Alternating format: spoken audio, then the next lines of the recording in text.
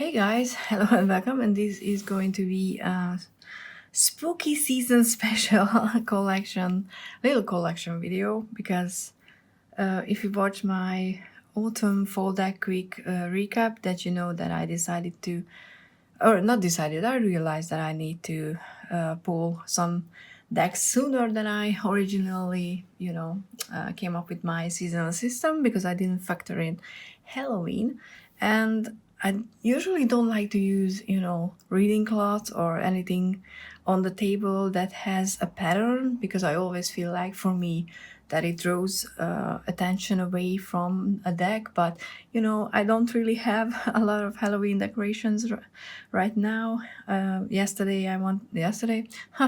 Last year, I wanted to pick up a few, but because of the things that are still going around, nothing was, really available. So all I have is this piece of cloth that I picked up as a bag, fabric for a bag, but I never used it. So I have it. So yeah, happy Halloween and all that things. So today I'm going to go through the decks that I'm going to use during end of September, pretty much from today, which is the 24th, I guess, September, till Halloween, because we have to have those extra special decks. And yes, I'm going to include my own zombie oracle. That's going to be the main oracle for this season, because obviously, you have to, give me that. But let's not start with oracles yet. Or should we? Yeah, you know what? They are on top of the pile. So shameless plug. I try to write zombie oracle on it with two kinds of markers, and they are both supposed to be alcoholic, and they didn't stick. So I will come up with something else. So I have mine in a tuck box, and this is the copy that I'm using, because I have two now. And yeah, this is the zombie oracle. Look at that. Oh my gosh. Yeah, I know. I'm so happy with myself. But you're supposed to be happy with yourself when you create something. So yeah, this is the zombie oracle. So this is going to be permanently featured in readings for October. And I know that it's not as zombie-esque as the name might suggest. Maybe I should have just called it zombie apocalypse, which is a hard word to say, instead. But whatever.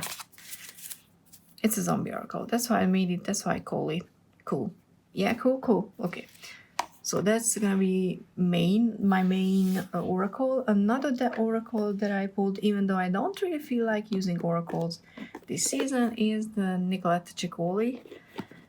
I kind of feel like I want to give it a chance to see if I'm drawn to play with this, because it's a creepy one. I removed the it didn't have big borders, but I removed them because I was in a mood to remove all the borders and all the decks when I did that, and I still think it looks really cool.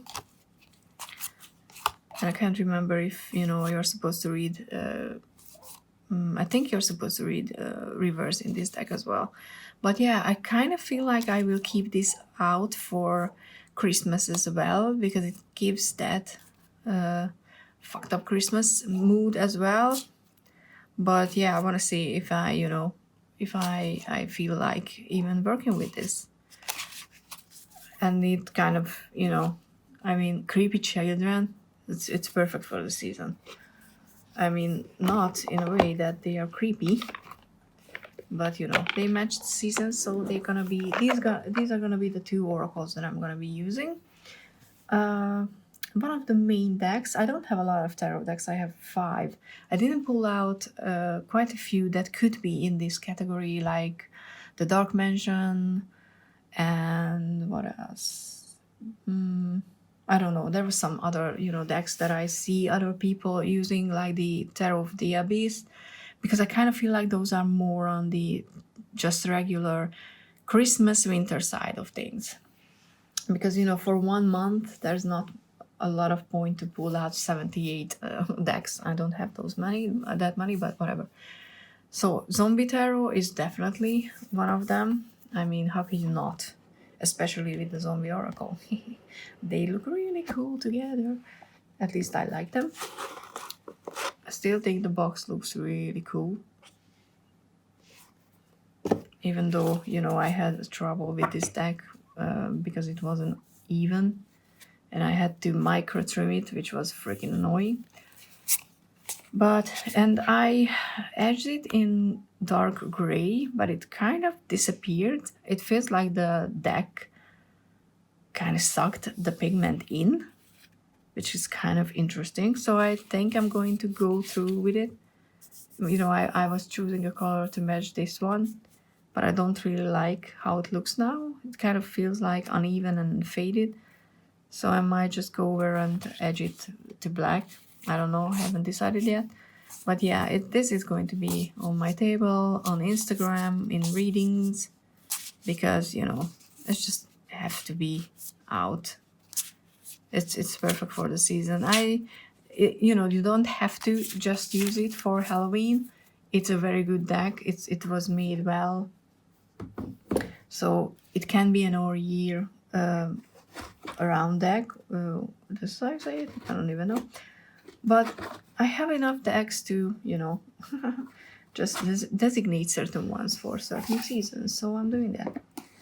Another one, which is a relatively new one, is Supernatural, which is, you know, you have to have monster hunting decks as well. I like how the box looks, and I kind of like, I like how the sheen looks on. This was made by, I edged it with a Sharpie, which I can't find currently. That's the one that I wanted to use on my, you know, Zombie Oracle box, but I can't find my Sharpie, which is freaking annoying because it's not as easy to pick up one in Hungary, and they're quite expensive. So I don't want to, you know, just lose one, and I don't lose things. So I don't know who took my Sharpie, but they better give it back. There's a missing line. That's annoying, but it has such a, you know, I want to see. It's a disappointment in the deck because it's not fully illustrated, and it could have been, it should have been. I still say that it was a missed opportunity. It was rushed, and I'm gonna be forever salty about that. I'm not really sure what I think about the cardstock. It's really hard to shuffle, even though it's not that sort of, you know, it's not rose petal. It's a smooth matte. So in theory, it's supposed to be, you know, easy to shuffle. But if you can see it, it just stocks in sections. I mean, maybe you can see it better here. You know how they stick together, and it's really hard to shuffle them if you're not a riffle shuffler, and I'm not usually. So just overhand shuffle, the deck doesn't get as mixed as you would, you know, want it to. So I'm quite curious if I'm using it a bit more, if that will, you know, just soften up and change. If not, then that's a problem, a big one, to be honest. I mean, I would never get rid of it because there's not a better Supernatural alternative right now. But if that day comes, who knows? So another one is, an obvious choice is the Darkwood Tarot. It's a huge box. So allow me to get the cards out because they're still in the box. I got this last year, edged it. I really like this green. It was a mixture of a yellow and a green. So, but I think it matches the back really nicely, and this is just perfect for the season. And I like this deck a lot more than I expected it. I mean, I wanted it for the art style, usually, mostly. And I'm not gonna lie, part of it was the hype that this deck had when it came out with Little Gargoyles. But it just works. And I kind of like how the borders are done. So yeah, I haven't had time to read the guidebook, which I know that it's really good. And I'm not even gonna say that I will do this right now because I don't know. I really think that just picking one deck to work with for a month has a bigger chance to, you know, end up being an actual study deck than putting out so many. But I'm not there yet. I want to see all my new decks on the table to be able to play with it. Another one is gonna be the Santa Muerte. Why did I say it so weird? Book of the Dead Tarot, which I'm not as bonded with as I wanted to, and that's the style of the artwork, not the artwork itself. And I'm not saying it's not good. I absolutely love how it's done, even though sometimes the 6 and the 9 are confusing. But I don't like this type of digital art. I just don't. And I didn't know when I was watching walkthroughs. Unfortunately, I didn't have anyone who had the deck. I don't even know if I knew anyone in, personally when I bought this deck. So I had no chance to actually go through it in person because I would have picked up on the things that I don't like sooner, and I don't think I would have gotten this deck. I was thinking about gifting it away or exchange it for something. I edged it because I edge everything. I'm a compulsive edger, I guess. But I don't know yet. I mean, it's not as easy to sell anything here because locally there's not a lot of people who buy tarot decks. And exchanging them would only work within the EU, and the post. What is it called? The cost of the shipping cost would make it pretty redundant as well because you can get a new deck for that much money. So why would you do that? Anyway, life is hard. And the last one is the Shadowland Tarot, which will stay out on my deck after the spooky season ends because I just love this one. I hate how the box is designed. This is how all over the place my cards are in the box. I might need to actually make a bag for it or something, even though I don't really have cool fabrics. And I don't want to put it in this one because it just doesn't match for me.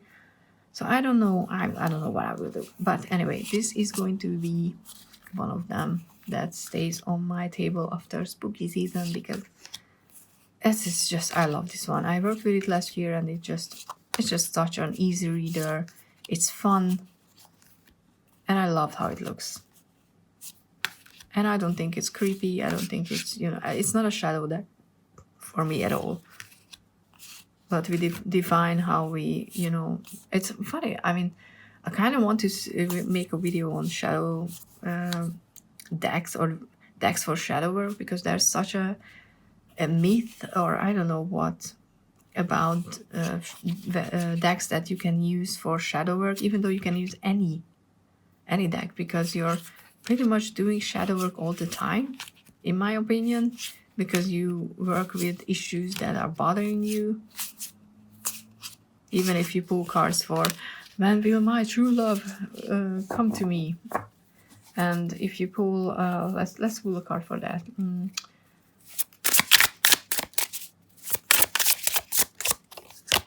Okay, so 6 of Wands. You can get that, when will my true love come to me? You can just get that once you establish yourself, once you work with yourself enough that you will be proud of who you are and other people will see that change, that you're confident, you manage to reach an achievement that really matters to you, then that person who will be your true love because they will match your frequency and who will be good for you will find you. So yeah, it's easy to use for any questions, and you might think that, oh, that was just about love, but no, because what do you have to do to reach that 6 of Wands stage? You might probably get overwhelmed by a lot of things in the meantime. But I'm not going to do readings right now because then we're gonna sit here forever. This was the last one. Oh, I'm gonna leave the Seven of Pentacles here because it's so cute. In the middle would be more helpful. So yeah, this is my little selection for the spooky Halloweeny season. Let's get another one prepared with Seven of Pentacles. And let's put... I want to put something else next to it. Just for the sake of ending the video. Because yes, you know, symmetry and stuff like that. Yeah, okay. 26. I don't remember what this card talks about, so I can't give you a reading, but you can give yourself a reading if you want to. These will be the decks that you will be seeing from me. If you're curious about how they work, or I want to see them there's gonna be at least one live reading for sure. I can't promise more because my health and stuff came and, you know, messed with things in the last month as well. So yeah, I don't want to, you know, overpromise. But thank you so much for watching. If you like this video, comment down below which are your decks that you're, you know, looking forward to use this for this season. Because I always want to look at other people's collections. I just love those videos because I want to, you know, see if there's something out there that I need to add to my wish list. And yeah, you can find all the information how to find me and how to get a free reading from me in the description as well. Thank you so much for watching and see you in the next one. Bye.